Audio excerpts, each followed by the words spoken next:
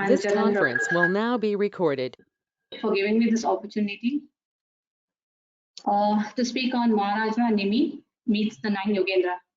Request you all to please bless me as I attempt to deliver the information which I acquired from the given subject. So the topic for me today is Canto 11, Chapter 2. But before I start with Chapter 2, I would just like to give a summary of the Chapter 1, the curse upon the Yadu dynasty. So once a renowned sages,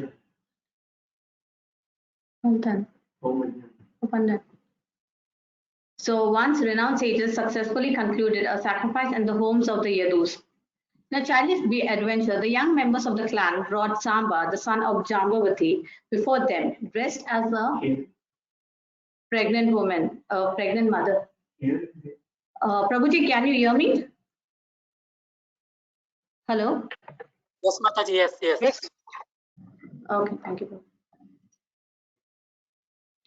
So jokingly, they inquired from the sages whether the child would be a boy or a girl. Angered by their mockery, the sage cursed Samba to give birth to an iron club that would destroy the entire Yadu clan. When they uncovered Samba's belly, to their astonishment, an iron club had indeed mystically appeared.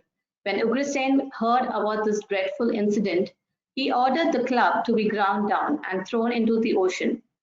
A lump of that iron was swallowed by fish, while the other bits of the iron washed onto the shore grew into a grove of canes. The iron in the fish would later become an arrow which would pierce Krishna, while the canes would become destructive weapons used by the Yadavas to kill each other. Now, this was the beginning of the end of the Yadu dynasty. This was all orchestrated by Krishna's sweet will, so that he could completely wind up his pastimes on the earth and go back to his abode. Using the pretense of the curse of the assembled Brahmanas, he withdrew his entire dynasty from the surface of the earth.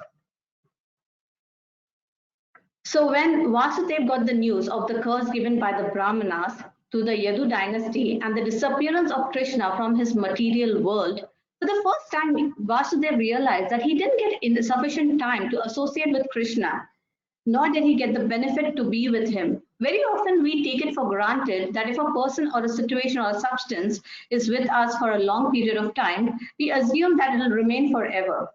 The moment we feel that it is going to be snatched from us, that's when we realize the importance and the significance of that person, situation, and substance.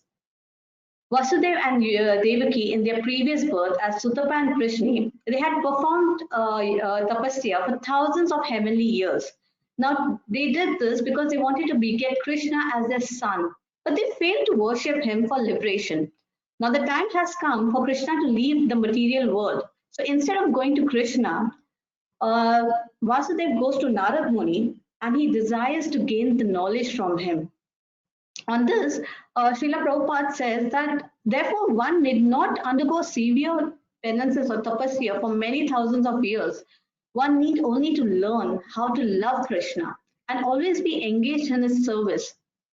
Then one can easily go back home to Godhead. Instead of bringing the Lord here for some material purpose and to have a son or whatever else, if we go back home, back to Godhead, our relationship with the Lord is revealed. And we are eternally engaged in our eternal relationship. So this is the beginning of chapter 2. The chapter 2 begins with the shloka. Shri Sukavacha Govinda Bhujaguptayam Dravat Avatyam Kurudva Avatsin Narado Bhishnam Krishna Pasana Lalasaha. Translation by his disciples of his divine grace, A.C. Bhaktivedanta Swami Srila Prabhupada. So Sri Sukadev Goswami said, eager to engage in the worship of Lord Krishna, O best of the Kurus, Narad Muni stayed for some time in Dwaraka, which was always protected by the arms of Govinda. The word Krishna Pasana Lalsa indicates that Narad was very eager to be with Krishna and worship him. After inquiring about the affairs of the world, Narad continuously returned to reside in Dwaraka.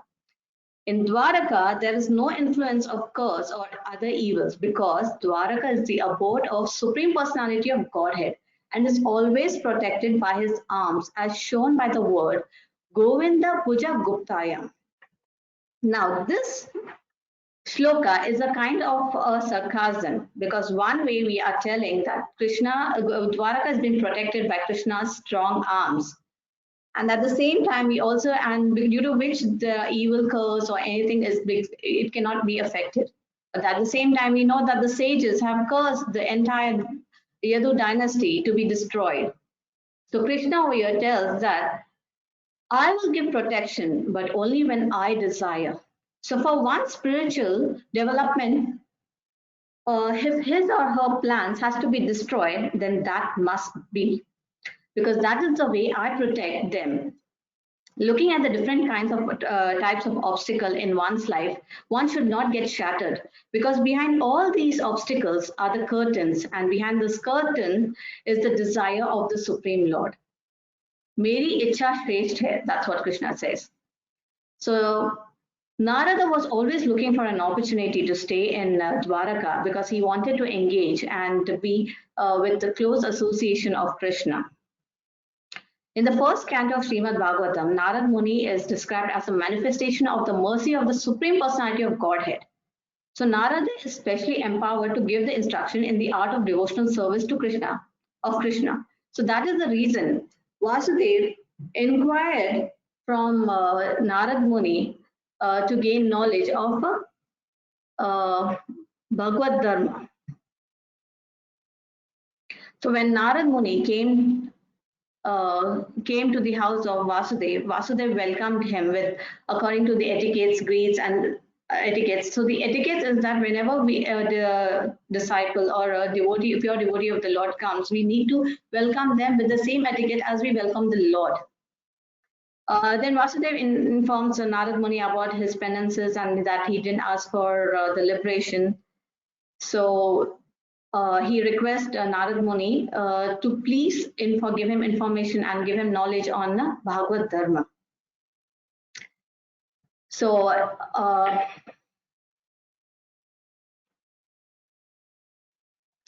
we will, and as we proceed, we will know what is Bhagavad Dharma. The next two shlokas which I'm going to recite is from shloka number 2.5 and 2.6.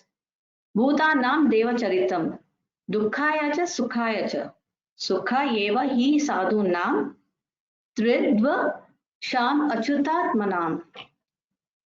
The translation is, the activities of the demigod led to both misery and happiness for living beings. But the activities of a great saint like you, who have accepted the infallible Lord as their very soul, result only in the happiness of all living beings. Shloka number 2.6. Bhajanti ye yad devan, deva api tataiva tan, chaiva karma sachiva, sadhuo dina vatsala. Translation, those who worship the demigod receive reciprocation from the demigods in the way just corresponding to the offering. The demigods are the attendant of karma, like a person's shadow, but sadhus are actually merciful to the fallen. So these two shlokas, they give us a differentiation between the demigods and the sadhu purusha. So there are millions of demigods and millions of sadhu purusha. Whom should we take as a role model? It said that never desire to be the demigod. We will regret like anything. That's the conclusion of the two shlokas. If we aspire to be like Indra, guaranteed that there will be insecurity and worry always. Only in the life of sadhu there is happiness, sukha. That's because the demigods take shelter behind the pillar of their desire, their ego.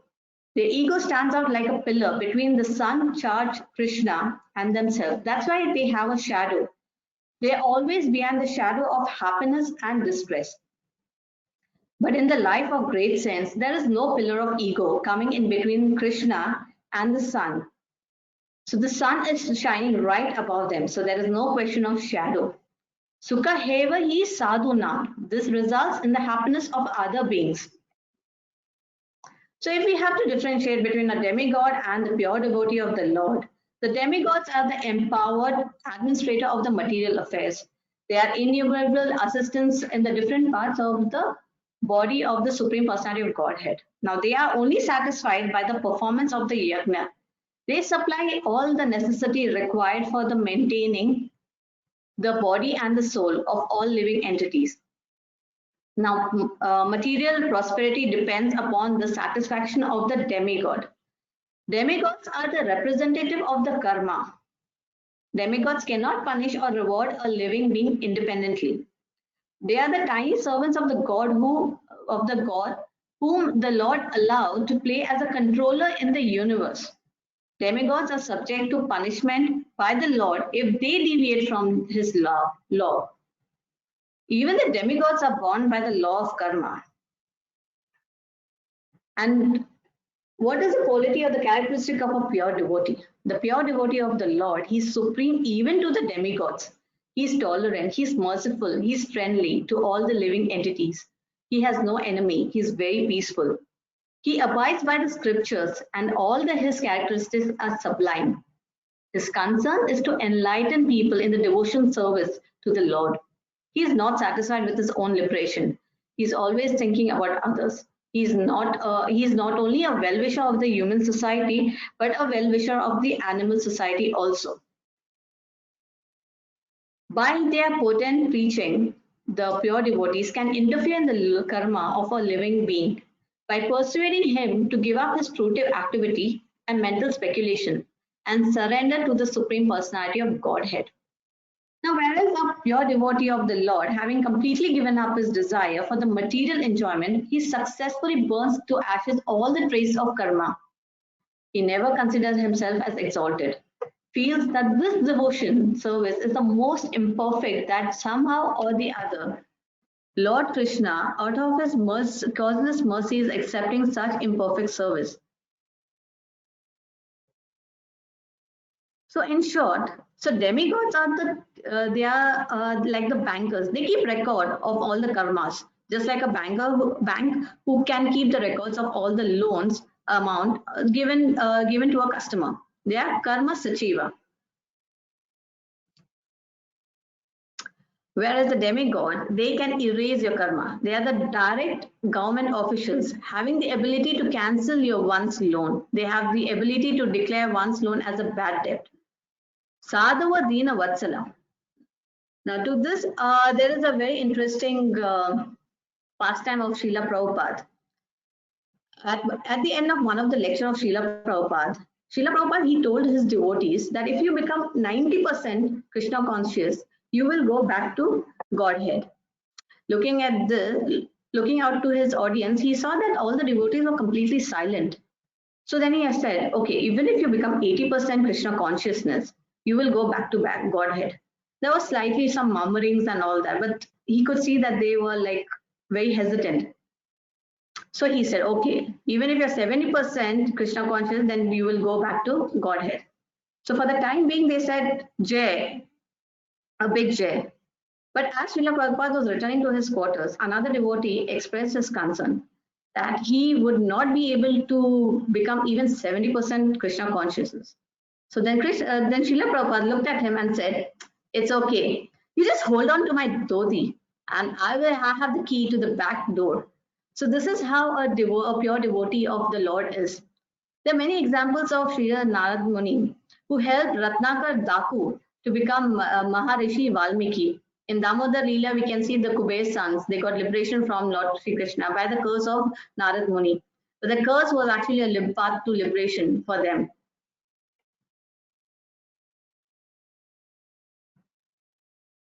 So Narad Muni is now delighted by the question asked by Vasudev regarding the Bhagavad Dharma. So for which he tells the story of Maharaja Nimi and the 9 Yogendras.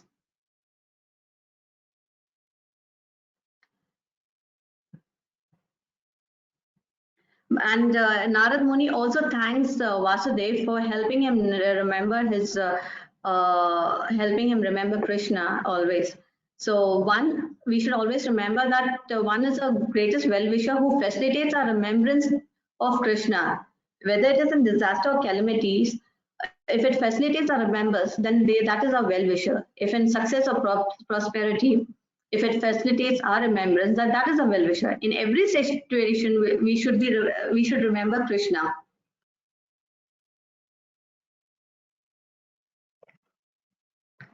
So this is the family tree of the now Yogendras. So Swayambhar Munu, it was Swayambhar's son was Priyavat. Priyavat had 13 sons. 7 of them became rulers of the island. 3 of them became the Manus and 3 became Sannyas. So one of the 7 who was the ruler was Agni Dara. He had 9 sons. The oldest of the 9 sons was Nabi. Nabi's son was Rishabhadev. Rishabhadev had 100 sons. The eldest was the Bharata, now Yogendra, and the 90 other sons. So once these 9 Yogendras visited the Earth planet and they arrived at the sacrificial arena of the great soul named Maharaja Nimi. The Yogendras were effulgent as the sun, and all who present there stood to offer respect. The king stopped everything and made a place for the sages to sit and worship them in a suitable way. The king humbled himself before the sages and began to inquire about the spiritual life. So he is also asking them, he's asking them for the, he's also asking the same question about Bhagavad Dharma. What is Bhagavad Dharma? So before I go to Bhagavad Dharma, I would like to give more information on Now Yogendra. So Now Yogendras are the pure devotees of the Lord, and they are the transcendental living beings as associates of Lord Vishnu. Now they could be seen within the material world. The associates of Lord Vishnu, they travel throughout the universe to reclaim the fallen. So they help the fallen conditions. They travel all over the place, not just within the earthly planet, but even otherwise. So they represent. It's like a representative of the governor may be seen moving within the prison house, but that does not mean that the governor's representative has become a conditioned prisoner. It is understood that he is within the prison to negotiate the possible release of those prisoners who have rectified their criminal propensity. Similarly, the devotee of the Supreme Personality of Godhead wanders throughout the universe, inviting everyone to surrender to Lord Krishna and go back to Godhead for the eternal life of bliss and knowledge. So they travel freely without impediments to the planets of the demigod, the mystics, the sadhyas, the gandharvas, the human beings, the kinnaras, and the serpent.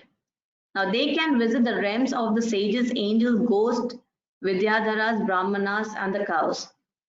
So Yogendras are the perfectly realized yogis, and they see Paramatma everywhere. The associate of such a saintly person, even for a fraction of a second, bestows all the benefits on the living being. So once, since Nimi Maharaj is meeting the Now Yogendra, he knows what exactly to be asked. So this is one of the important points that has been mentioned, that one should be aware of what kind of question to be asked to whom. Even if a non-devotee or a devotee gets a half moment of association with a pure devotee within this world of birth and death, it is priceless treasure for a man. In the very case of Srila Prabhupada, we know that when he went to meet Bhakti Siddhanta Saraswati Thakur for a short period, this meeting changed the future of the history. So we conclude that meeting a pure devotee, even for a fraction of a second, it helps in our spiritual life. So Nimi Maharaj has 9 questions for the 9 Yogendras. So each one answers these 9 questions. The first question is, what is the highest or the supreme good? Mataji, Yes, Prabhu. please let me know when we have to move the screen, Mataji. Hare Krishna. Okay, Prabhu. Prabhu, this is the question answers of Nimi Maharaj. So you can move.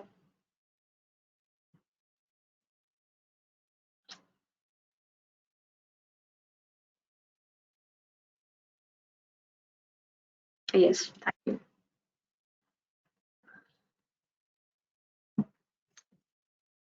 So, just one second. So Nimi Maharaj is asking the 9 Yogendras, what is the highest or the supreme good? So this he is asking about the devotional service. So devotional service is answered by one of the 9 Yogendras, Kavi. So he answers saying that by adopting the path of Bhagavad Dharma and dovetailing one's natural propensity, one can be freed from all fears and illusion, become established in love of Godhead, experience the ecstatic symptoms and direct perceive the presence of Krishna everywhere. The process of Bhagavad Dharma, the pure devotional service, onto the Supreme Personality of Godhead is recommended by Lord Himself. So Bhagavad Dharma is a path through which one achieves freedom from fear. To achieve the wealth is one's dharma. To take care of kids, family is also one's dharma. To pay a tax is also dharma. To cook is a dharma. Dharma means duty. But for a person who is stressed day and night, to free him from that fear, he has to perform some duty or he will always be worried. People consider their goal in life is to earn money, do this, do that, etc. But in reality, the goal of life is to free one from all worries and serve the Lord. If one is always in constant fear, what is the use? To be free from such fear, what is the process? So Kavi says that I consider one whose intelligence constantly disturbed by the falsely identifying himself with the temporary material world can achieve real freedom from fear only by worshipping the lotus feet of the infallible Supreme Lord. In such devotion service, all fear ceases entirely. So one may argue that I'm a software engineer. I have no knowledge of Bhagavad Dharma. I'm no Sanskrit scholar. I'm a kid. I'm a housewife, etc. How can we follow Bhagavad Dharma? Yes, even the ignorant will know the Supreme Lord. If one does not have the knowledge of Shruti and Smriti, that is, one does not have the ability to read and understand through the medium of Sanskrit, even then he will understand. Shruti and Smriti are considered as the two eyes of the Brahmanas. So even if one of the eyes, if he doesn't have Shruti or Smriti, he is blinded. So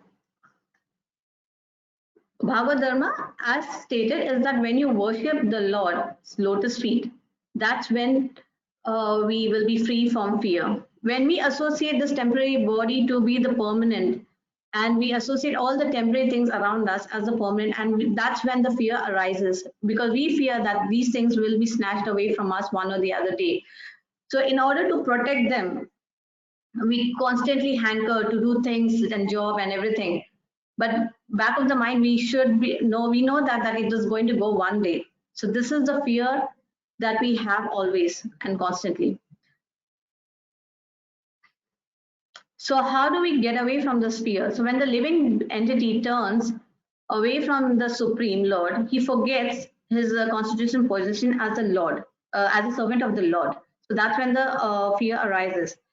So when he gives up all this temporary hankering and he goes and he falls at the feet of the Lord for an unalloyed devotional service of the Lord under the guidance of the bona fide spiritual master, whom he should accept and worship as his life and soul, and accepting his instruction, that's when this fear will be out and we will progress in a spiritual life.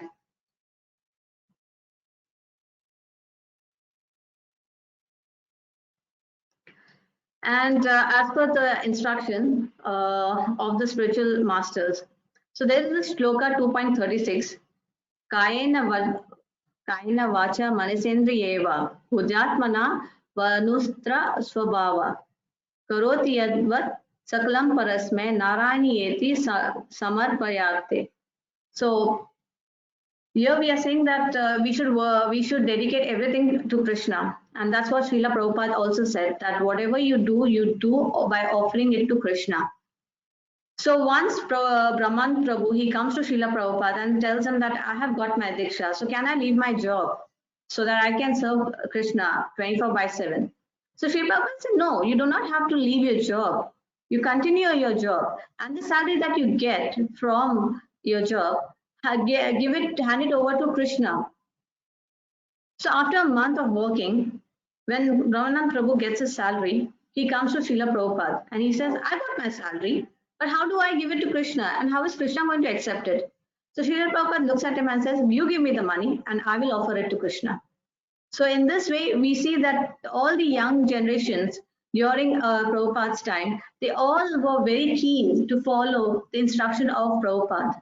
And that's how they got the liberation. And they understood the love of Krishna consciousness and the Krishna Tattva.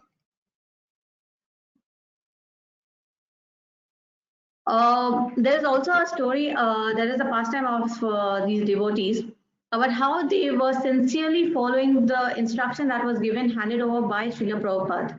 In Germany, Pradhu Prabhu once mentioned that a person came and handed over them a plant, and he said that this is the Tulsi plant, so please serve Tulsi. They were very eager and they started worshipping her, and they started taking care of her very nicely. Over the period of time, they saw there was a sudden growth in the Tulsi plant, And one of the devotees was super excited, and he came to Prabhuji and he said, look, it seems like, our devotion is really intense. Because Srila Prabhupada once mentioned that in which temple the devotion is good.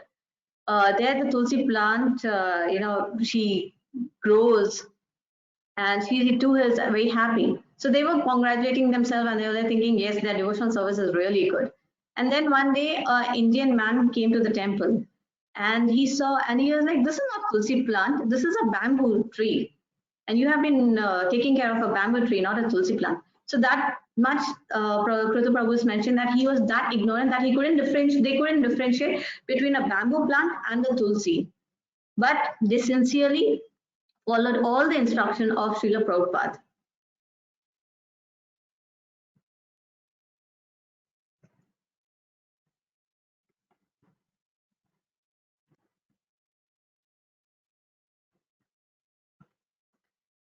So what is the experience of love of Godhead? By chanting the holy name of the Supreme Lord, one comes to the stage of love of Godhead. Then the devotee is fixed in his vow as an eternal servant of the Lord, and he gradually becomes very much attached to a particular name and form of the Supreme Personality of Godhead. As his heart melts with ecstatic love, he laughs very loudly or cries or shouts. Sometimes he sings and dances like a madman, for he is indifferent to a public opinion. That's when we have seen even in Chaitanya Charitam, when Chaitanya Mahaprabhu, he felt the ecstatic love of Sri Krishna. How did he exhibit the enthusiasm for Krishna? Now this is in shloka number 40, chapter number 2. Now we move to the second question of Maharaja Nemi. So now he understood what is the Bhagavad Dharma. Now he's asking, what are the religious principles, that is the Dharma, Swabhava, Achar, Vakya, and Lakshan of a Bhagavata or a Vaishnava, the pure devotee of the Lord? To answer this, Yogendra Havi, he replies, there are three broad levels of a devotee. The beginning stage, that is a Kanishta, the intermediate, that is the Madhyam, and advanced is the Uttamadhikari. Each one has his own characteristic, but the purity of the topmost devotee, who sees everything in the connection with Krishna and his service, captures the Lord's attention. So this is to understand where am I in the level of the devotee, and how do we reciprocate with the devotees. There are two types of Bhagavatas. One is the book Bhagavata, that is Srimad Bhagavata, and the person Bhagavata. The devotee who lives his life accordance to the teaching of Srimad Bhagavata. And we should hear Srimad Bhagavatam from such devotees. as we can only understand the book only through such Bhagavatas. The three types of Bhagavatas, while we meet them, how should we treat them, and how should we give respect to them? The Kanishta Adhikaris, so we should give them the mental honor to that person. For the Madhyama, that is, we need to take Diksha or that is the Diksha or the Brahminical initiation associates with the devotees with respect and offering obeisances. The Uttama, that is the one who is the very advanced or who is undeviated from the devotional service and whose heart is completely freed of propensity or to criticize and envy others. We should hear and serve such devotees faithfully. But we should also know that we should respect even the non-devotees by offering them the normal courteous behavior. So Uttama Adhikari, he sees Krishna in all living beings. There is no distinction between them, between the different types of people. He sees everything situated within the Lord. That is example for Prahlad Maharaj. He saw Krishna everywhere.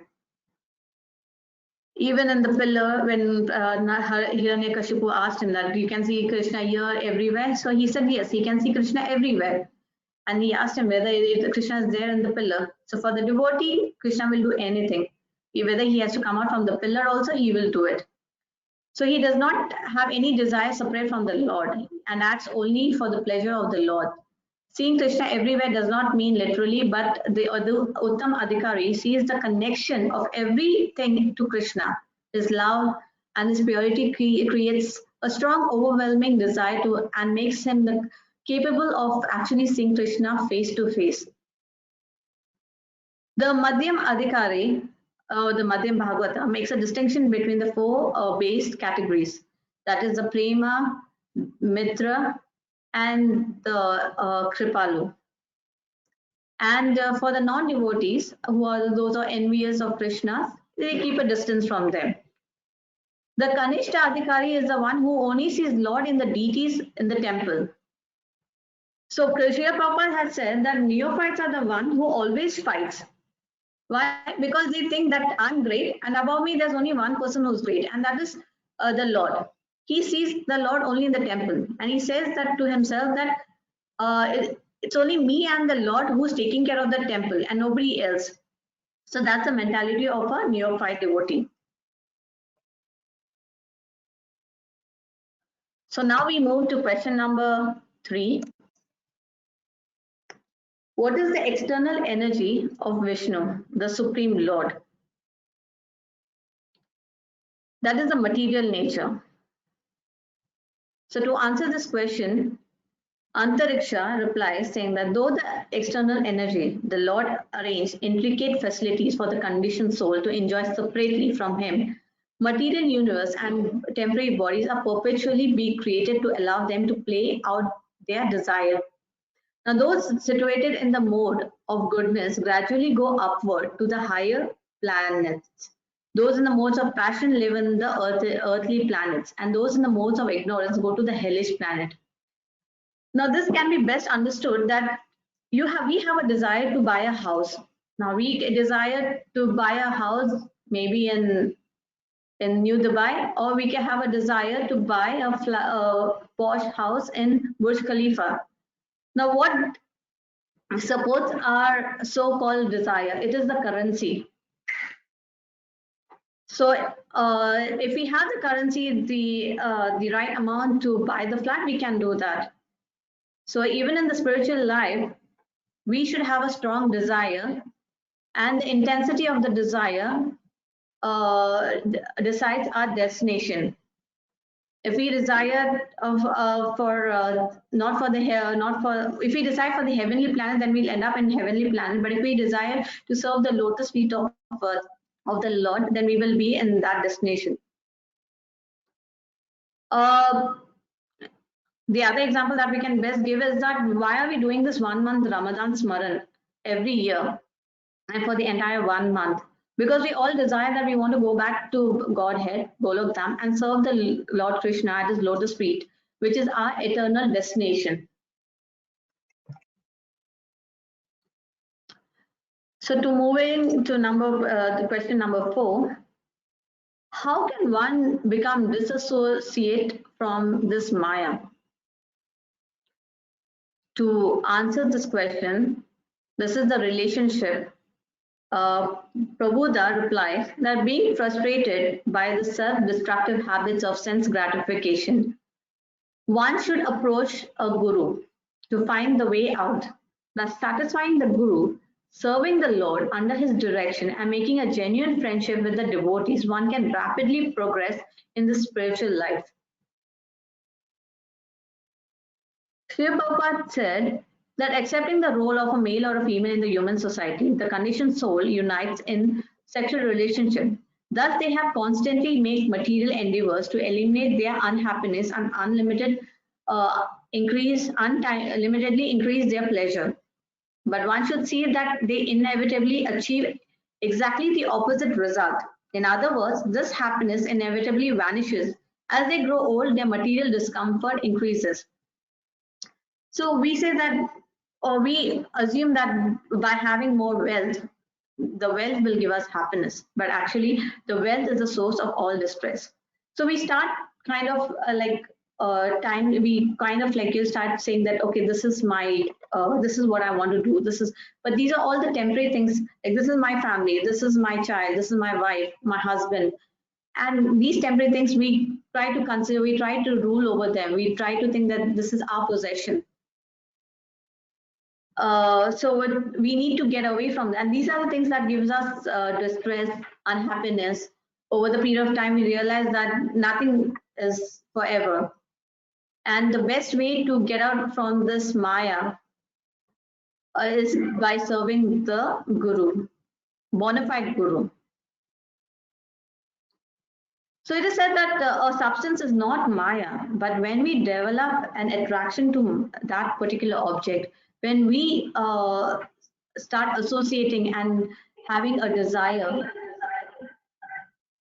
so that's when we have tend to have a relationship with that particular object. That's when we have the effect of Maya.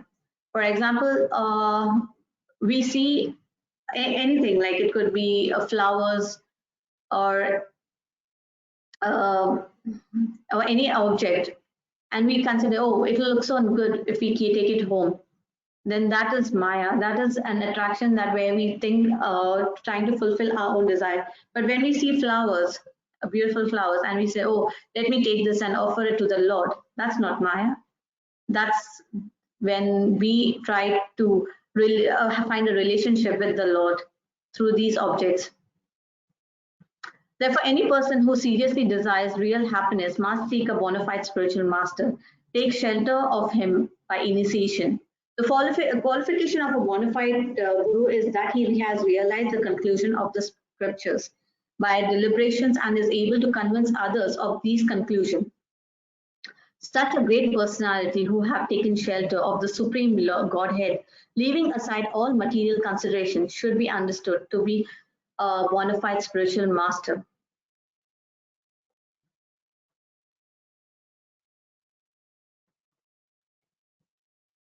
So moving to question number 5, Nimi Maharaj is saying, explain the transcendental situation of Lord Narayana, who is himself the absolute truth and the super soul of everyone. So this is about inquiring about the super soul. So this question has been answered by Yogendra Pipliana. So he says that though completely independent and aloof, the Supreme Lord compassionately enters the body of every living entity as super soul. When our impure desires are removed, one gains a direct perception of the soul and super soul residing within the heart.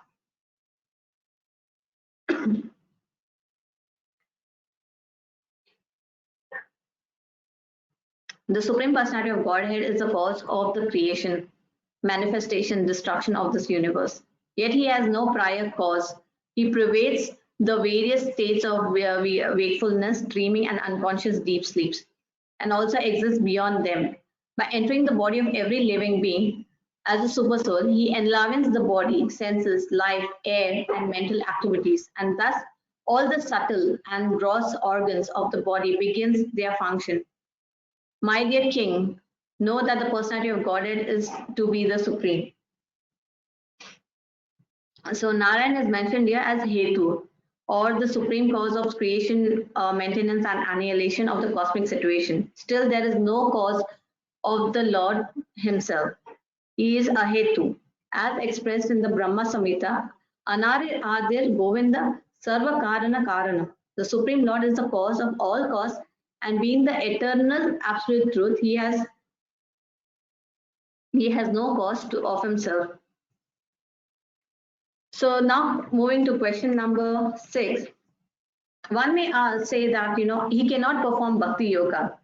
So can he, by performing the karma yoga, purify himself? So Nimi Maharaj over here, he's mentioning that previously, when he was a kid, he had asked these questions to the 4 Kumaras, but they did not reply. So if you perform as per the scriptures, so again he's asking the same questions to the Nav Yogendra.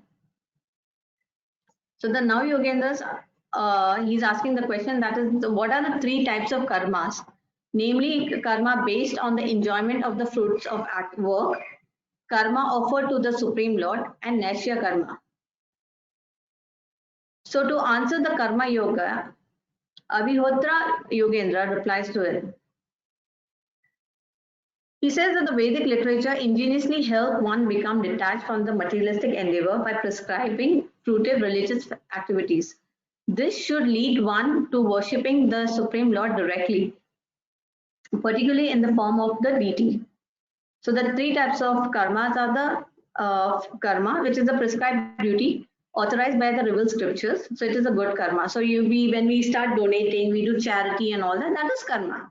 So this is also prescribed in the scriptures that one should offer food and donate to the brahmanas, to the cow, and all those things. So by doing that, one gains good karma. Vikarma is when the performance of the forbidden activities, which leads to bad karma. When you do things which are not mentioned in the scriptures and you're doing it only for your self gratification, for your own benefit, it leads to bad karma. Cheating others, harming others, for your own self-interest, it leads to bad karma. A karma is when you're executing one of the highest duty. It leads to no karma. So if one performs as per the scriptures, they will move from karma to akarma. But when one does follow the vikarma marg, then surely he'll end up in the hellish planet. It is said that we need to take shelter of the Guru and the deities. Why do we need to take the shelter of the deities? Deities' worship is recommended. By this, we understand that what is more important than our planning is somebody else's planning, and desire is more important. So when we start doing deity worship, when we wake up at 3:30 in the morning to do the deity worship and all that, our false ego knot has been cut.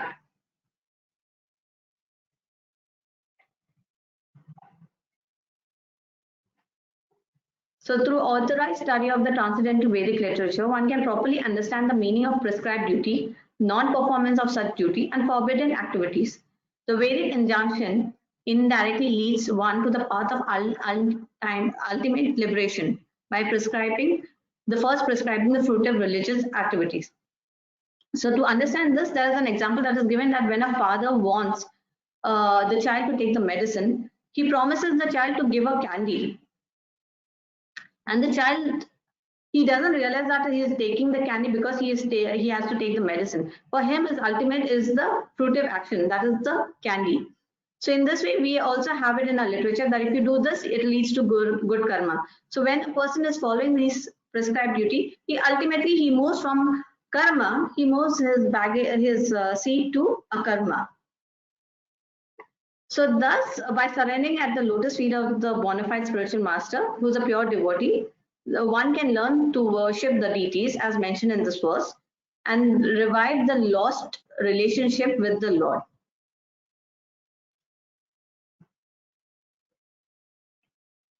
So moving to question number 7, what are the various pastimes of the various incarnation of the God? So it is said that if a particular avatar, I mean, a person likes a particular incarnation of he starts worshipping that. And to understand the different kinds of incarnation of the Lord and why did they come, what was the goal of those incarnation, it is explained in question number 7. To answer this, Durmila the Yogendra, he replies. He says that the Lord manifested in various guna avatars, Brahma, Vishnu, Shiva, to oversee the creation, maintenance, and annihilation. The Lord also appeared as Narayan Rishi, as well as various other partial and pastime incarnations to save the devotees and annihilate the demons. So the different avatars are the Matsya avatar, the fish. He protected both the earth and the Satyavar Manu. In the incarnation of Varha, the boar, he delivered the earth and destroyed Hiranyakashipu. In that Kuruma avatar, the tortoise, he carried the Mandara mountain upon his back. In the avatar of Narasimha, he killed Hiranyakashipu. In the form of Vamana, the dwarf Brahmin boy, he cheated Bali Maharaj. In the form of Parshurama, he freed the earth of Kshatriya 21 times. In the form of Sri Rama, he brought the ocean under his submission and killed Ravana. Descending in the Yadu dynasty, Krishna removed the burden of the earth. In the form of Buddha, by his argumentative preaching in the boldness of the Vedas, he bewildered the demons who were unqualified to perform sacrifice. At the end of the Kali Yuga, he will destroy the Shudra king in his form of Kali. So in this way, the innumerable appearance and the activities of Supreme Personality of Godhead, Hari, are described.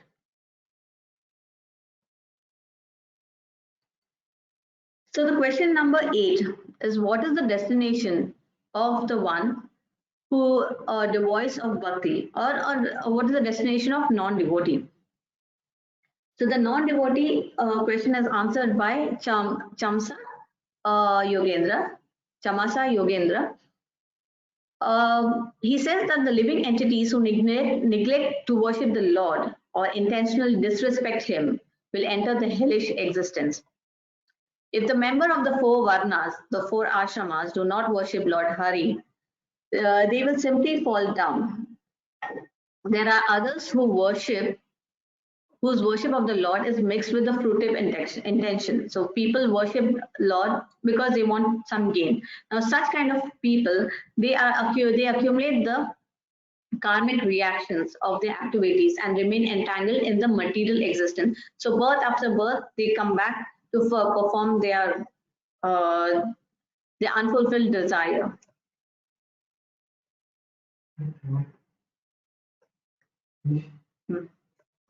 So the last question is that, what are the respective colors, forms, and names of the 4 Yuga avatars, the 4 incarnations of the Supreme Lord who appeared in the 4 ages, and what is the process of worshipping them? The Yuga avatars. Now, Yuga avatar is answered by Karavanjana Bhajana Yogendra. In every age, the Lord appears with various characteristics and offers the mean of elevation, Yuga Dharma. In Kali Yuga, the Lord advanced as Sri Chaitanya Mahaprabhu and propagates the chanting of the holy name. Although the most degraded age, Kali Yuga, is simultaneously worshipped for the unique spiritual opportunity it offers. So the 4 yugas are Satyuga, Treta Yuga, Dwapar Yuga, and Kali Yuga. And the names are Hamsa in Satyuga. The complexion is white, 4-armed meditative brahmachari. The process of worship is austere meditation and sense control. Treta Yuga, his name is Vishnu. Complexion is red, a 4-armed golden hair, and wears a triple belt, the 3 Vedas. Process of worship is ritualistic Vedic sacrifice.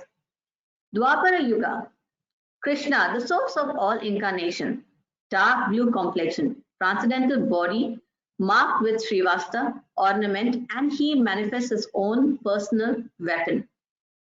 Process of worship is deity worship. Kali Yuga, Chaitanya Mahaprabhu, his complexion is golden yellow, six-armed, and accompanied by his confidential associates and weapons. Process of worship is congregational chanting of the holy name. So to conclude, Vedyaraj Nimi, having heard the elaborate description of the Bhagavad Dharma from the mouth of the Navyogendra, offered worship to them with satisfied mind, and then they disappeared. So this was a conversation within conversation that was happening. So Devrishi Narada thereupon instructed Vasudeva about the ultimate shelter of the devotional service. He told Vasudeva that although Krishna has become his son, having appeared in this world to free the earth of its burden, he should not think of the Lord as his child, but rather as the supreme personality of Godhead. Thank you very much. So thus I conclude chapter number 2 of canto number 11. Hare Krishna. Please forgive me if I've done any mistakes or I've not been true to the course. I ask for forgiveness. Hare Krishna Mataji, absolutely not very nice presentation Mataji with interesting illustrations, Excel sheets and kind of clear cross-referencing. Thank you so much Mataji. There is one question which has come in the chat. So the question is that even though the pure devotees are considered superior to demigods, why they are less powerful than demigods? Prabhu, in the chapter is mentioned that they're not less powerful. They have the power. But it is only that we need to approach them rightly. Like as we said that when Ratnakar, who was a hunter, just by meeting Narad Muni, he became Valmiki. When we have so many stories, like when Dhruva Maharaj, at the age of 5, when he was angry and he wanted to go to the forest, but only because he met a pure devotee, Narad Muni, he helped him to understand what is the goal of life. In the similar manner, we all are over here only because of Srila Prabhupada. Hadn't been him, we wouldn't have been here. We wouldn't have been talking about Lord. We wouldn't have all this knowledge.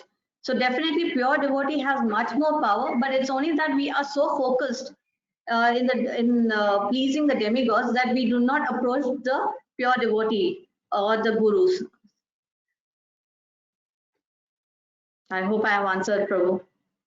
Yes, Mataji. Thank you. I mean, you can definitely say.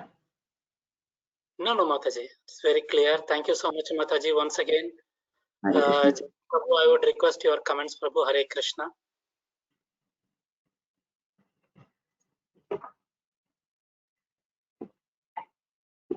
Hare Krishna, Dandavat Pranam. Hare Krishna, Dandavat Pranam, Prabhu. Actually, there are two things, Mataji. Thanks a lot. Madhu Prabhu's question is Hare Krishna, Mataji. Even though pure devotees are superior to demigods, why are they less powerful than demigods? So I think you have answered that they are not less powerful than demigods. Is it so? You said that? Yes, Prabhu. So the answer is they're more powerful from demigods, or they're equal to powerful to demigods? Prabhu, it said that they are more powerful because they are like on the they are like the direct associates of Krishna. And demigods, when we worship, whatever we whatever sacrifice we do is based on that what benefits we get. But for a pure devotee, this does not consist. This is not applicable. And demigods are the ones who keep a track of karma.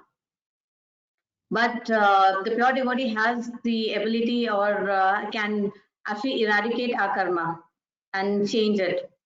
So there is a shloka also where it is mentioned that a pure devotee is, even Narad Muni for that matter, he is a manifestation of Lord Sri Krishna. And he has, I'm sorry, I can't get the exact words, but he's the one who can explain to us about the devotion service. And that's the reason why Vyasadev, he goes to, in Canto 1st of Srimad Bhagavatam, Narad Muni is described as the manifestation of the mercy of the Supreme Personality of Godhead. In Bhagavad Rupasya indicates that Narad Muni is an expansion of the Supreme Lord and his activity benefit of all living beings. Okay. Hare Krishna, Dandavat Pranam. Mataji, one small thing. I don't know Yes, whether Prabhu. I was, today I had a very extremely tiring office day. I'm directly jumping from work to here. I somehow was feeling that when you're referring to Vasudev or Vasudev, Narada instructed whom? Vasudev, the father of Sri Krishna. Okay. Vasudev and Vasudev. Vasudev is Krishna and Vasudev is father of Krishna. Vasudev. I think Yeah, the in father some of places Krishna. you are saying Vasudev. So Narada sorry. instructed to the father of Krishna. Exactly. So no, it's a mistake people normally make. So because if you do not use that annotations, that confusion Okay. comes. So Narada was instructing to the Vasudev. Father. Yes. Yeah, not Vasudev. No, not Vasudev. Vasudev. So I think there was inadvertently you were saying that. So I just wanted to mention that so that you would not do that in other places next time when you do it. Sure, Prabhu. Thank you very much. Hare Krishna. Hare Krishna. Dandavat Pranam, Prabhu. Thank you, Jagan Prabhu, and thank you, Mataji, once again. Hare Krishna for the nice presentation.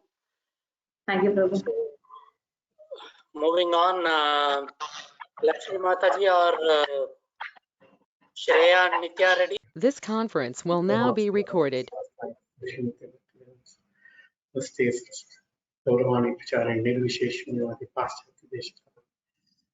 Jai Shri Krishna Chaitanya Prabhu Nityanand Shri Advaita Gadadhar शिवासादि Gaur भक्तवृंद Hare Krishna Krishna Krishna Hare Hare Hare Ram Ram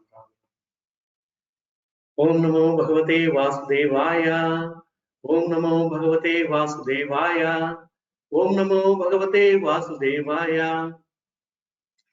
So we are talking on Srimad Bhagavatam, Canto 11, Chapter 7. Lord Krishna instruct Uddhava. So this is the topic.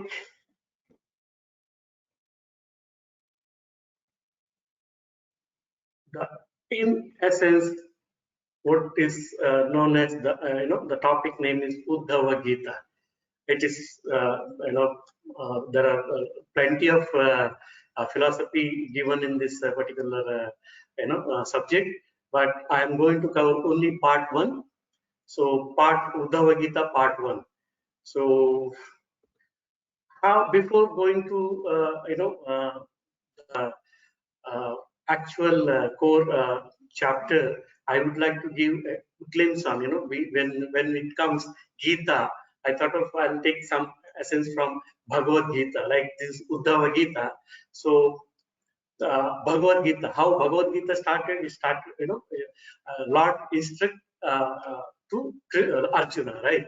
So here Lord instruct to Uddhava. So in Bhagavad Gita, what we learn, we are not the body, we are the spirit soul. So we are all part and parcel of Lord Krishna. So Lord and so many other like yoga ladder, karma yoga, jnana yoga, dhyana yoga, and ends with bhakti yoga. So purpose is bhakti yoga is the perfect, that is the topmost subject we have to go into that. And Bhagavad Gita ends with the concluded with the shloka Sarva Dharma Parityajya Mamekam Sharanam Aham tam sarva papebhyo mokshesharni mashucha. So abandon all variety of religion practice and just surrender unto me. I will remove all sinful activities and do not fear. This is the conclusion of Bhagavad Gita. So here we starting with Uddhava Gita. So Uddhava also, Uddhava is very close friend of friend and associate of Lord Krishna. So basic theme, what is in Uddhava Gita? Uddhava Gita, the theme is how to detach from material world. So we are all in material world. How to detach? Very important topic. I will try to cover in my best way. So how to detach from material world and how to attach to Lord Krishna. So there is a cross mark. You can see that. So it is very difficult to detach, but we will try how we can what given in the scripture and how we can overcome this. So and the synopsis, it is Lord instruction and renounces all this material attachment. The text is from 1 to 13. How to convince ourselves and those who are not into Krishna consciousness. See, we are all the devotees. We are also going into a lot of anxieties in the material world. How to convince ourselves and how to convince others who are non-devotees. So there are chapter 14 to 18, the text 14 to 18, and King Yadu's conversation between Avadhuta Brahmana. This is then the shloka from 19 to 24, and using intelligence in human.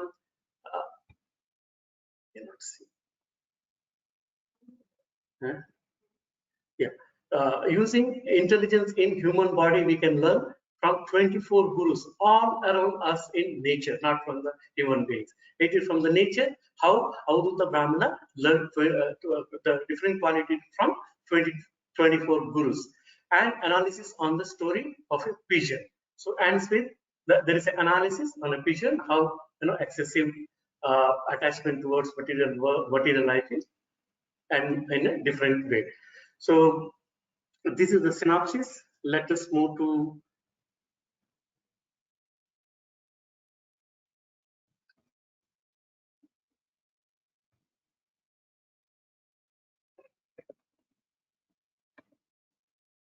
so before starting actual the chapter, I would like to bring some of the points. This is before the scene.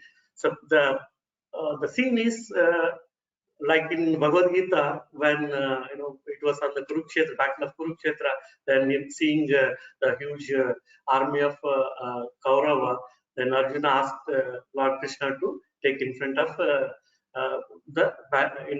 Kuru, the Kuru Sena. So now here is the scene is the prayer performed by different, because Krishna descended here to this world to perform some activities, right? So based on the prayer from all the demigods leading with Dhamma, so he descended to kill Kamsa and Kurukshetra war, and like this is the main purpose. He descended to this world. So now these demigods and the Lord Dhamma praying him to come back to his original position. So Lord appeared to annihilate the miscreant and establish the Dharma. So now one more incident here, as my wife covered a little bit. So there is incident happened how before leaving Lord depart from this world. So there is an incident like he was from Yadu dynasty and Uddhava also from Yadu dynasty, and there is Brahmanas curse Yadu dynasty, it will destroy. So because of there are some incident like some of the playboy boys from Yadu family who are performing some act. So then they saw Brahmins who's performing the yajna nearby, and they want to have fun play. So they went near to these sannyasis, brahmanas, and one of the boy who played as a pregnant woman just want to test these Brahmanas. So they asked the Brahmana, like, just to, you have a mystic power, can you tell what is the what is the kid, what is the child inside her womb, whether it is boy or girl. So when the Brahmana come to know, they are come to test this their power, and they are mocking, like fun, making fun out of them. So they cursed this Yadu whole dynasty, like she will give a birth for a club and it will destroy whole Yadu dynasty.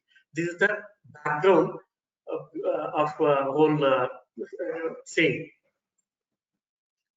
So now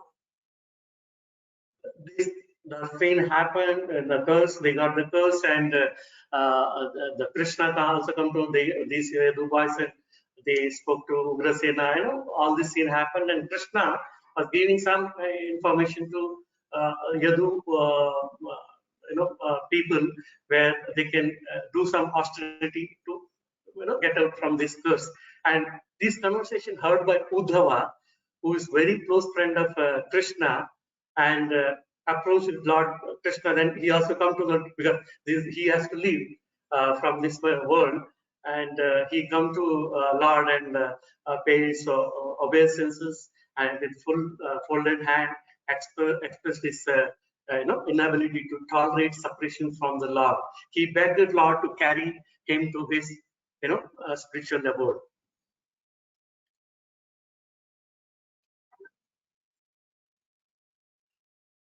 So here starts actual. It is not actual Uddhava Gita. Start the first shloka from 7th chapter.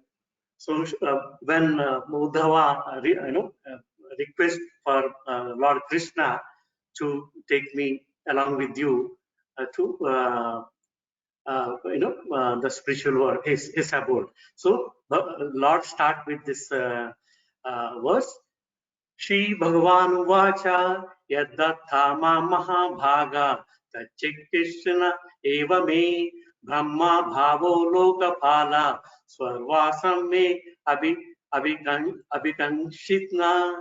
The Supreme Personality of Godhead.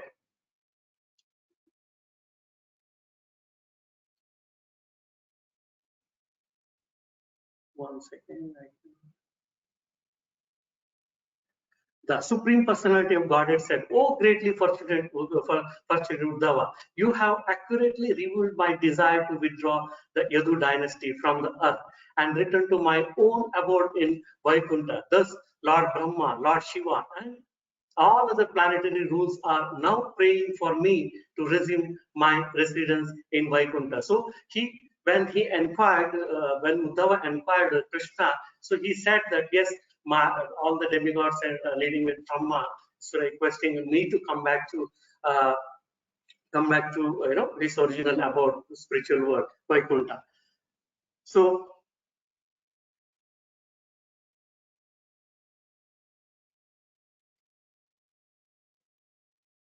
here.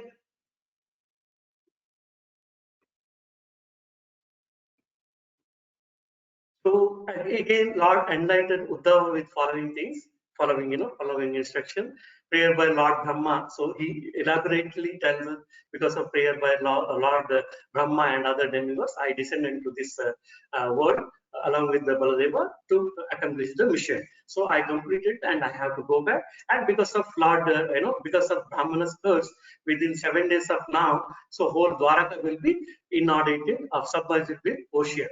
So near future, I will abandon the earth. So later, being overwhelmed by the age of Kali, as soon as I leave from this world, age of the Kali will enter, and the influence of Maya. So there is, the whole earth will be bereft of all piety. And in the age of Kali, all the people will be addicted to all types of sinful activities. So here, again, Lord enlightens. So because since you are very close, friend of me and dear and sinless devotee, so you don't stay here. you have to come back to me, my abode. So, but for that, you have to, focus. You have to detach from your family, friends, and fix your mind on me, right? So, Krishna, he's as Uddhava is always a Krishna conscious person, and he's very dear to Krishna, and very faith on Krishna. He's already surrendered to Krishna. So he, again, Krishna says you should observe all things with equal vision and wonder throughout the earthly earth. You must see me within everything and everything within me. So Krishna again instructs Uddhava. So this concept, and again he says material universe that you perceive through your mind, speech, eyes, ears, and other senses is an illusory creation. So that one imagines to be real, we say real. This is due to influence of Maya. One who is the kind well-wisher of all living beings, who is peaceful and firmly fixed in knowledge and realization, sees me within all things. Such a person serving never again fall down into the cycle of birth and death. So these are the basic instruction given to Uddhava. So how he has to fix and what he has to do. So fixing is leaving. When I was reading this, detaching from material, all family relatives and all. So in the neophyte devotees, when we started our career in ISKCON, in the beginning, when I was going through all different topics, going through Sindhi, learning all these things, and when initially we become fanatic, right? Anyone become fanatic. So because our family members are not Krishna conscious, we immediately think. Then luckily I asked Shivala Prabhu, is our Shiksha Guru. So I asked her how we have to deal with this kind of things. Our family members are not devotees, so they are teaching and all the things they do. So then he, even he clearly instructed in Sindhi also, we should not leave our family, our first family or extended family. We have to deal with them how we were dealing with previously, and otherwise, we will lose them. So, and it will give a different impression for them. So we should not wait. It's a very nice, clear idea from Shivala Prabhu. So the things we are also following. We go to India. We sit with them. We, as one side we are vegetarian and other side non-vegetarian. We follow this, but that things change. Gradually. They are trying to, when we come, they try to avoid non-vegetarians. The slowly we can see a lot of changes. And recently, a couple of years back, my mother gone to you see a major surgery. And after that, I just given beat can you chant on this, and she's really taken it seriously and chanted and doing Vishnu Sahasranama every day. So a lot of difference, and she's very good now. So things are changing. That is so what it meant to say, we are not completely, it is not completely detaching from the family and extended family. We are detaching excessive attachment towards the family and other relatives. So this is what it is meant to say. So because one of the best sloka in Bhagavad Gita says that Neha Vikramanashasti Pratyavayana Vidyate So Alpam Apyasya Dharmase Trayate Mahato Bhaya. So in this endeavor, there is no loss and there is no diminution.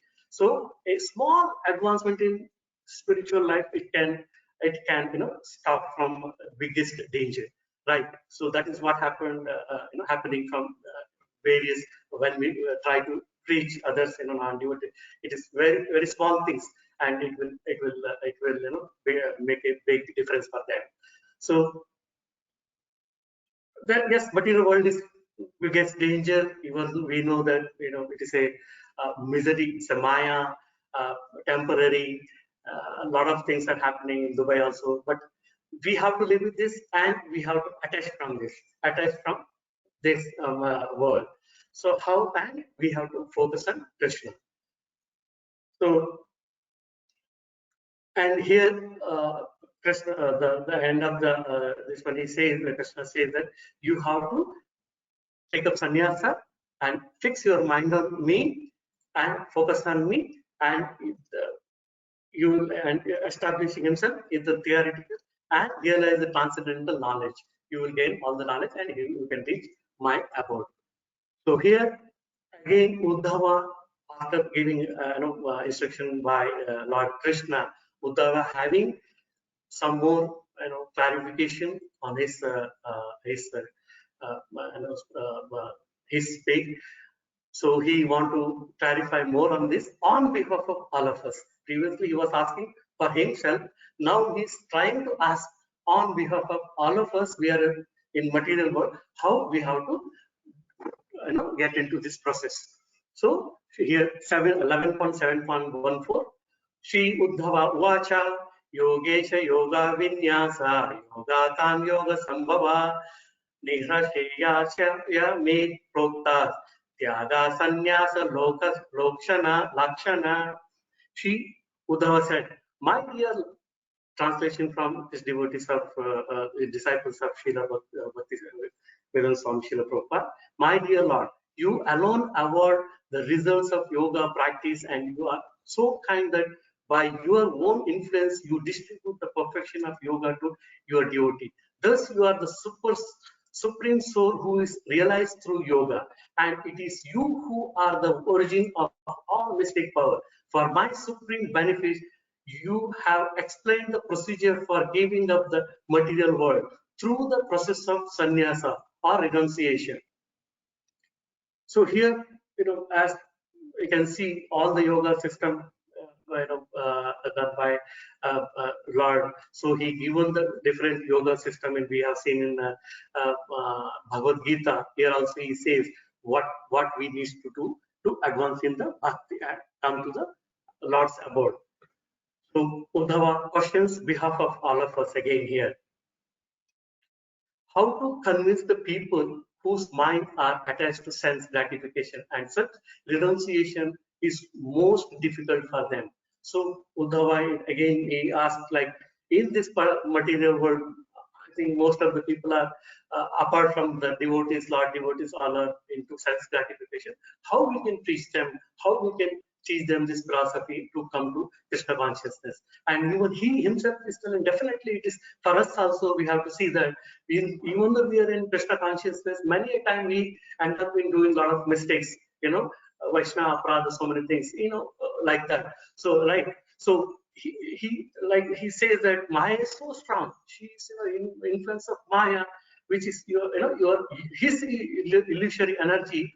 I myself can consider as foolish. There will be a greater possibility that I will think I am this body. All people are my relatives, friends. I can think there is a possibility to think like that. And thus Uddhava, with humble position, with full faith, and said, you are the absolute truth. You have perfect knowledge, and you are the perfect teacher. Even demigods, along with Lord Brahma, bewildered with your illusory energy and praises with. So here, the mood of Uddhava, how different, like we say that we sometimes we ask question from someone, some like to show our prideness, like that. I was hearing Gauranga Prabhu's lecture, how Srila Prabhupada gives some of the his lecture, how he gives some example. We can learn from Srila Prabhupada's lecture. Srila Prabhupada normally preach initial stage. He normally preach on the more on concept on how kirtan, chanting, and all, not on philosophy, because they are the neophytes giving philosophies, bounds for them. So he's giving more on chanting and kirtan. So that time, one of the this particular things happened on US.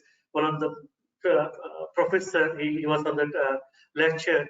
He stood and started telling about different Vedanta, giving so many. He was actually quoting different shlokas from different Vedas.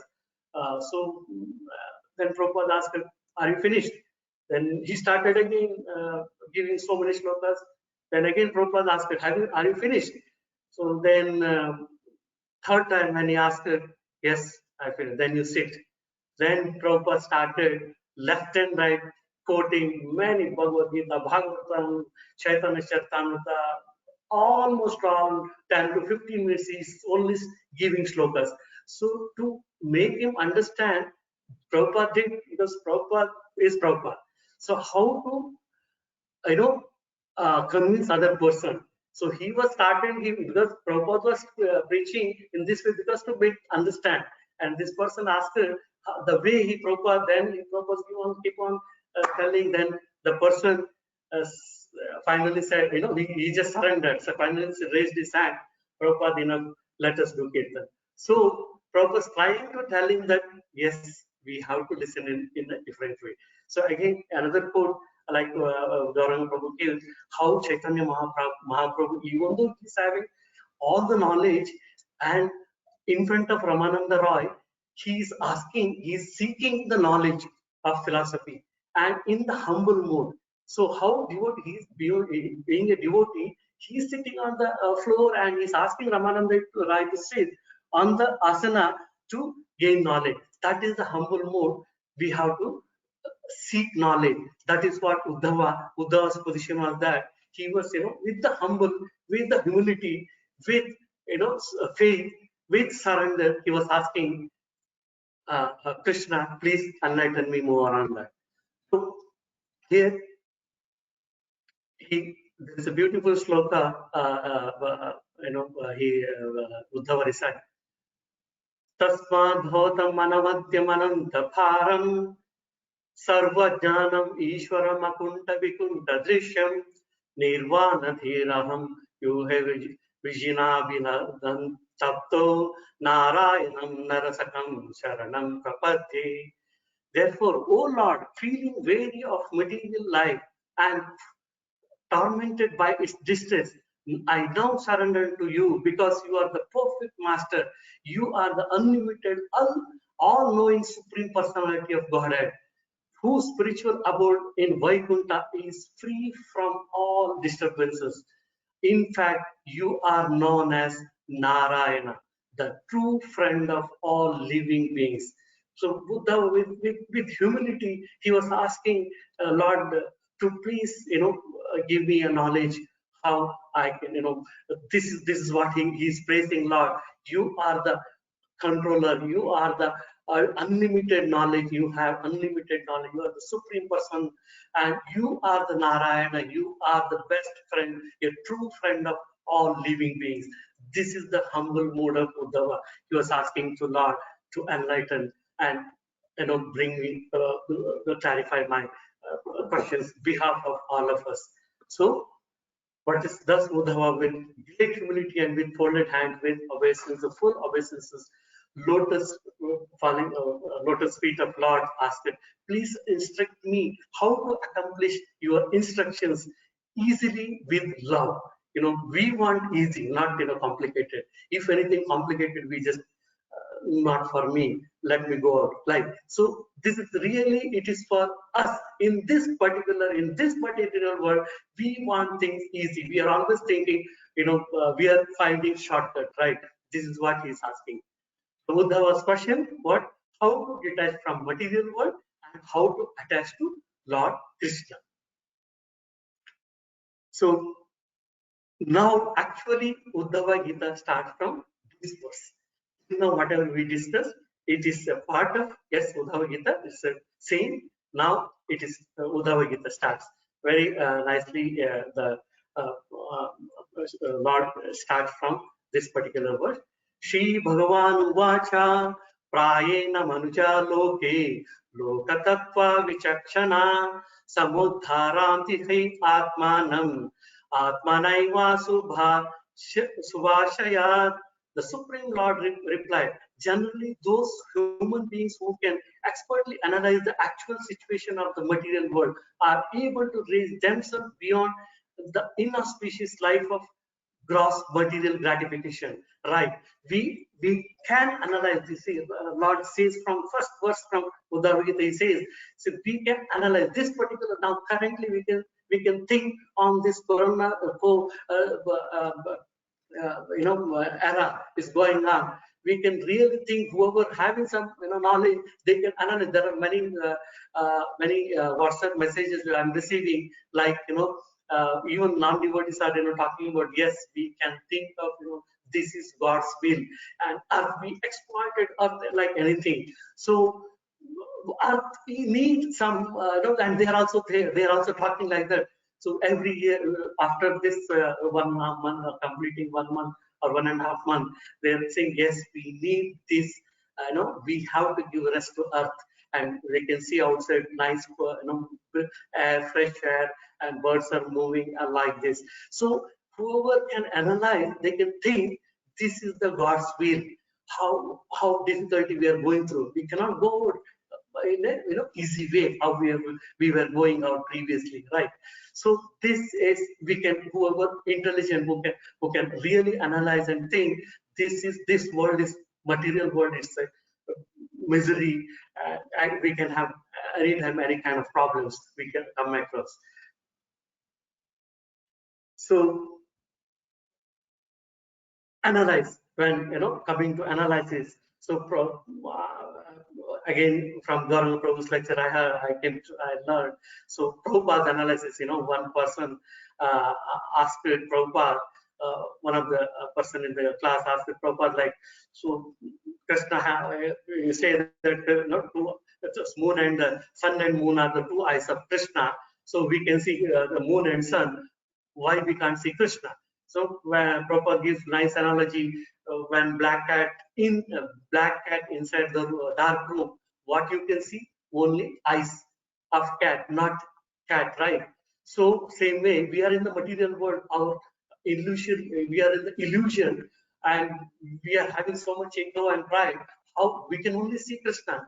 We can only see moon and sun, not Krishna.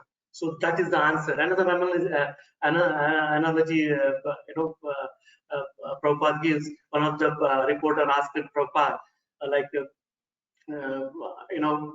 Krishna is, this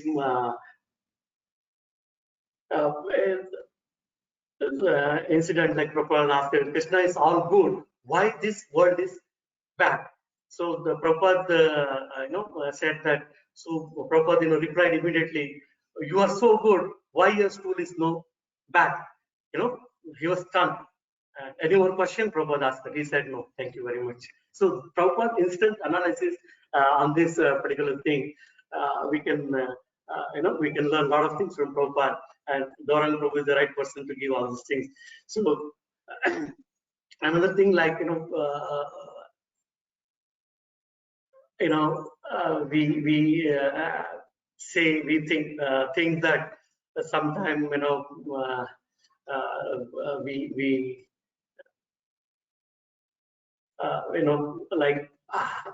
to know the knowledge from Guru, we have to have hungry to listen from the Guru. Like we normally we think even in different classes, even in Sindhi Hall also, we first want to know who is the speaker, and if he's a good speaker, only we go, and there will be a good number, right? So like we always think of speaker, not on the subject.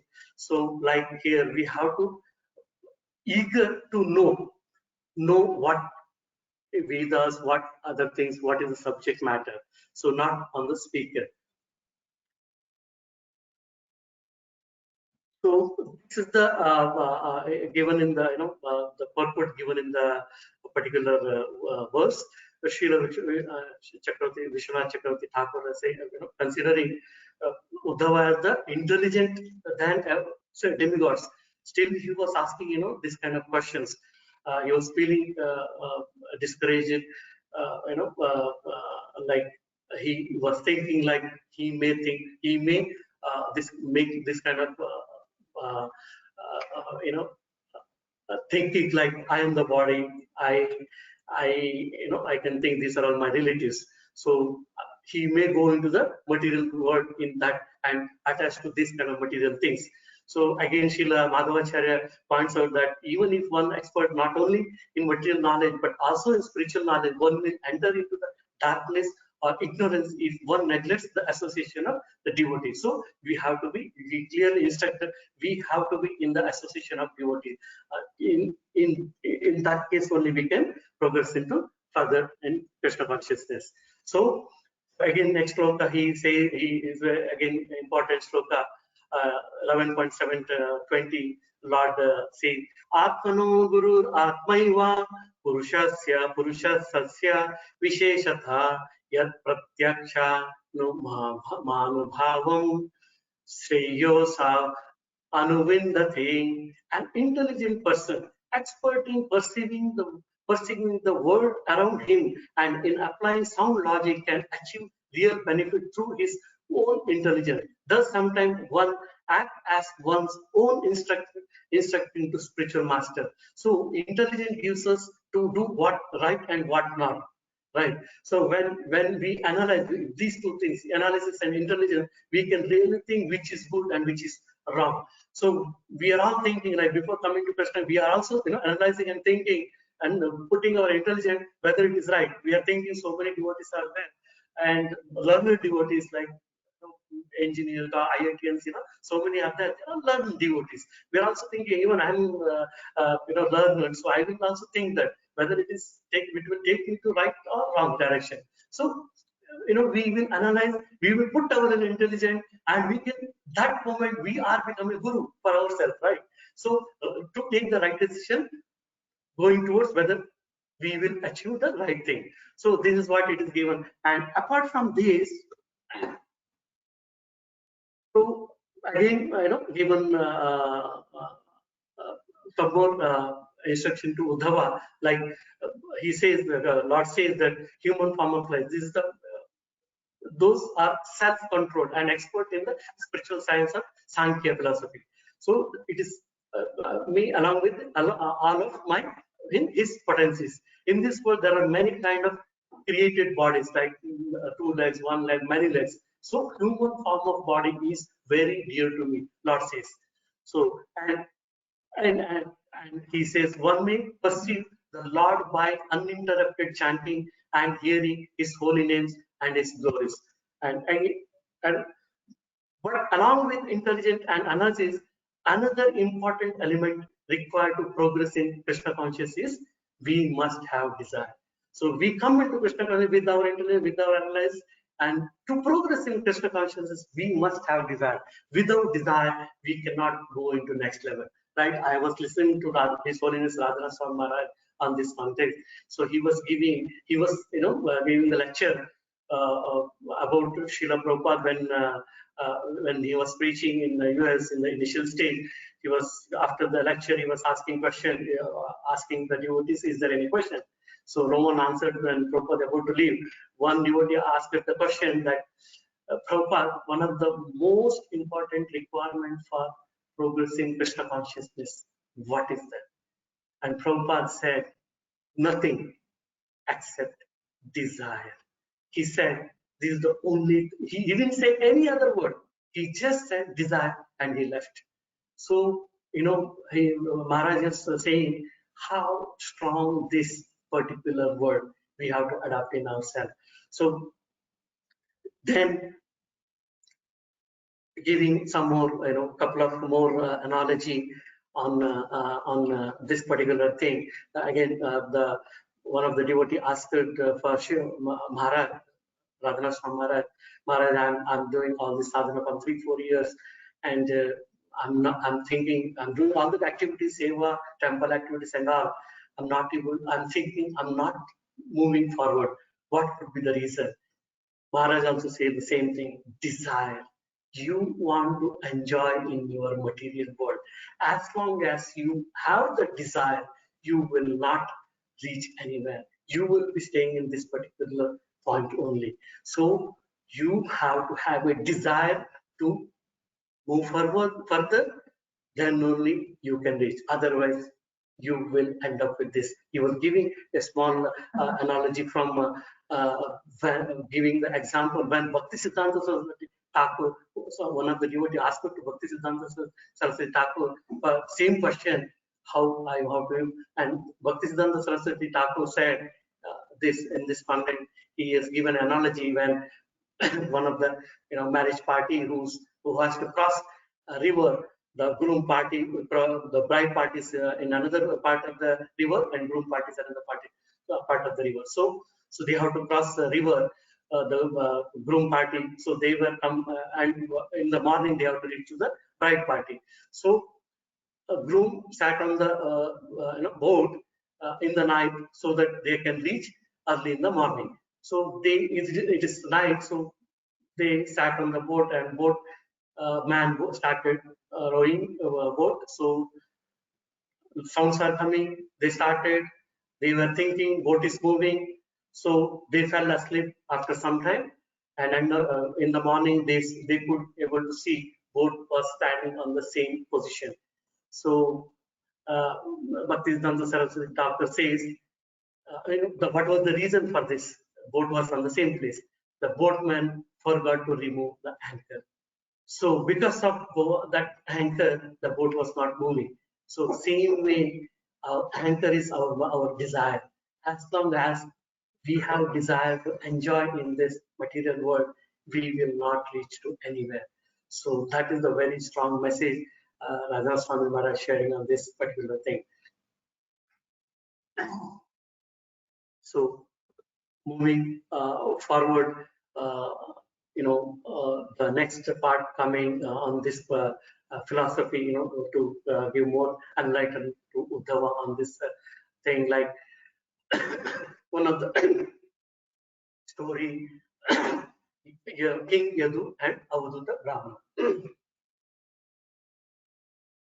So Avadhuta Brahmana happened to come in front of King Yadu, who was with full of transcendence, ecstasy, fearlessly, with full of knowledge, bliss. He was acting like a child. King Yadu, even though he's having a knowledge, he could able to see him. He's a scholar. He's a learned Brahmin. How can he act like that? So he was questioning Brahmana. So in this context, one more shloka coming here, recite Lord Krishna, 11.7.27. Prayo dharmartha kameshu vivisayam chamanava hetu naiva samihanta ayusho yasashashriya. Generally, human beings in this material world, they want to accumulate everything, and economic development, sense gratification, knowledge for their own, they right. So motivate to increase their duration of life. All these things they are thinking. But this particular Brahmana was jumping and feeling ecstasy. How with the full of knowledge, bliss, he's acting like a child. What could be the reason? But so that is what he was thinking in his mind. So then he is asking to Avadhuta Brahmana, who's learned, having great knowledge, intelligent, handsome, how he can behave like innocent child. So then Brahmana narrates, using intelligence in human body, we can learn from 24 gurus all around us in nature. That is the 24 gurus he is giving example of how much knowledge he learned from these 24 gurus. So these are all gurus, not body gurus. They are all the nature, from nature. What are these 24 gurus? Earth, air, sky, water, fire, moon, sun, pigeon, and python, the sea, moth, honeybee, elephant, and honeybee thief, the deer, the fish, the prostitute, pingala, the kurara bird, and the child, and the young girl, arrow maker, serpent, spider, and wasp. These are the 24 gurus. He is able to learn the knowledge, and he got enough knowledge, and he was in bliss. So how what all knowledge, it is very detailed in given in this particular slide. So I'll just go through this. Earth, we all know, Earth, what all we can get from Earth. So everything we can get from Earth, right? What are the two main manifestations from Earth is mountain and tree. Mountain, so it always gives shelter to others, right? And tree, so it is tolerant, ones whose life to the benefit of others, always benefiting to others. Selfless service, like the knowledge we can give is selfless service, tolerant.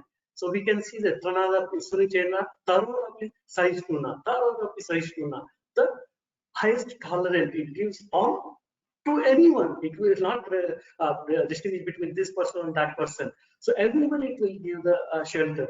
So tree is the one of the example. From that we gain the knowledge, and air carry dust from one location to another, but it is not carrying the dust always. It will put the dust in another place, but it will not contaminate it with the dust, right? So no attachment to any things, any material things.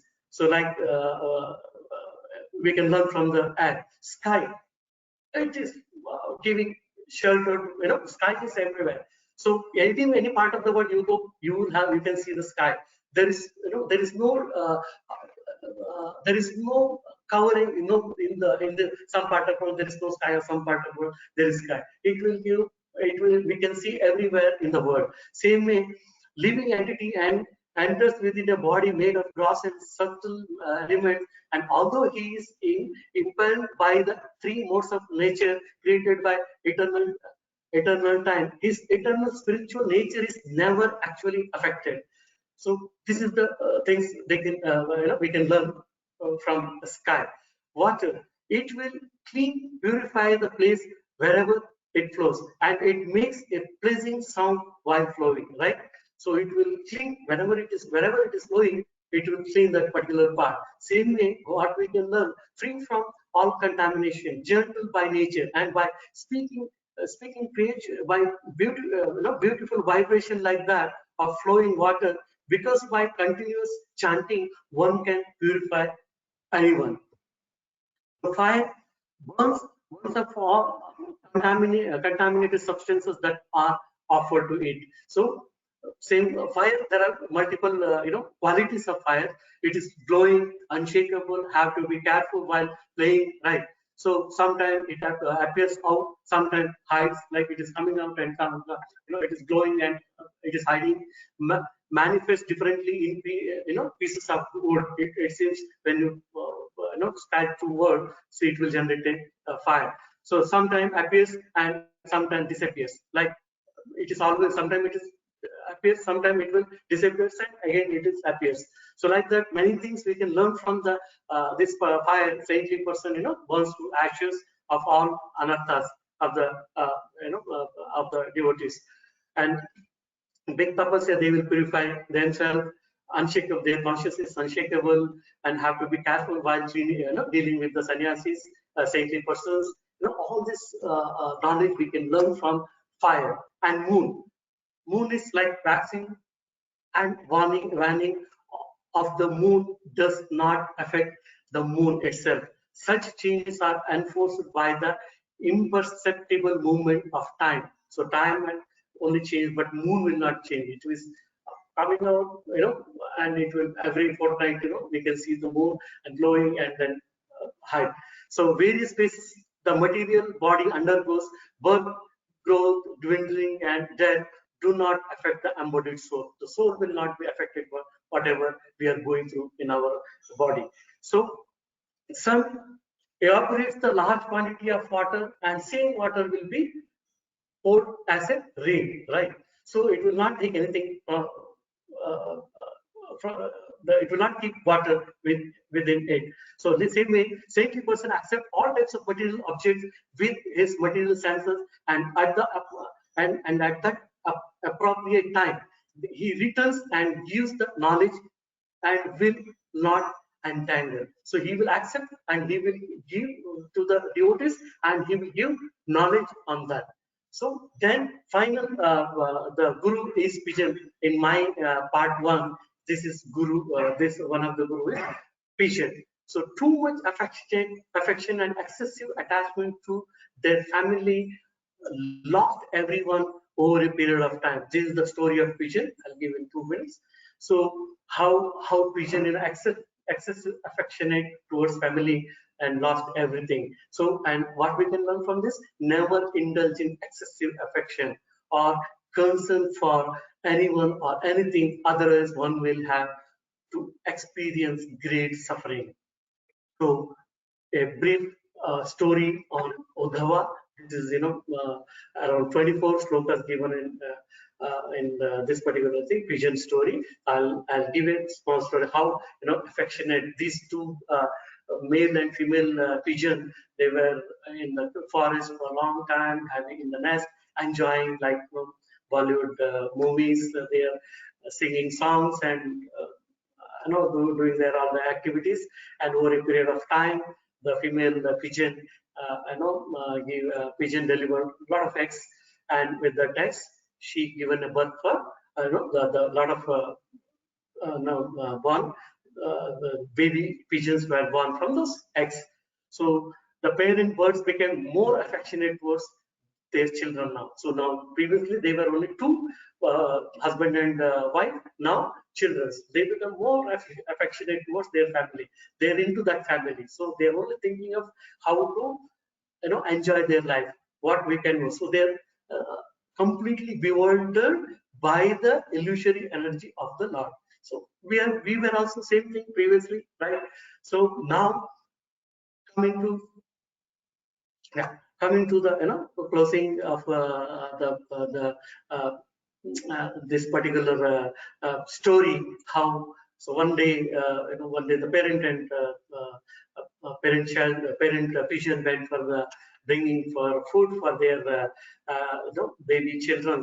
So that time a hunter wandering finding for the food for him, so he found these pigeons moving around near the nest, immediately captured from this net. So these pigeons, parent pigeons, while coming back, they saw that their children are captured by a hunter. So the mother, because normally it happens, mother is very much affectionate to children. The father will think something sometime, but mother, she immediately, with that angry, with that affection and anguish, she jumped in, trying to save the kids.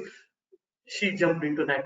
So she was captured by hunter. And father, the father pigeon, he was thinking all the happening in front of him. He was become blank, and he was thinking, and what could be done. He was thinking like, I didn't spend anything for me, and nothing for thinking, realizing who am I and what I have to do for, and what is the purpose of life. I didn't think anything. I just blindly, affectionate with my family. Then I lost whole my family. Thinking, and he fell. He became blank. He fell down to the same net. So whole family destroyed because of excessive attachment. Too much attached to us family and material things will eventually disturb us and also bring us down from the path of spiritual progress. This is the essence of this particular story. And key points take away: detached from material world and attached to Krishna. Excessive attachment towards family and material things will definitely cause us to pull them from our spiritual path. So use intelligence and logic, analyze, understand Vedic principle, and we can gradually move forward. And the foremost desire, we'll have desire to progress our Krishna consciousness with full faith. Hare Krishna. Thank you very much. I have gone to 10 minutes. Sorry for that. Thank you very much, Prabhu. Thank you for giving this opportunity. Apologies if any offense, mistake from my presentation. Thank you so much. Hare Krishna. Over to you, Bandhu Badal Prabhu. Hare Krishna, Shamchandra Prabhu. Absolutely not. Thank you so much, Prabhu, for the nice presentation and for the analogies also. So, since we don't have Now time to take questions. I request devotees to post their questions on the meeting chat or on the WhatsApp group. So we shall relay it to Shyam Chandra Prabhu and put the response both to you and in the blog. So before we move on to the quiz, I request Jagan Prabhu to share his feedback and comments. Hare Krishna.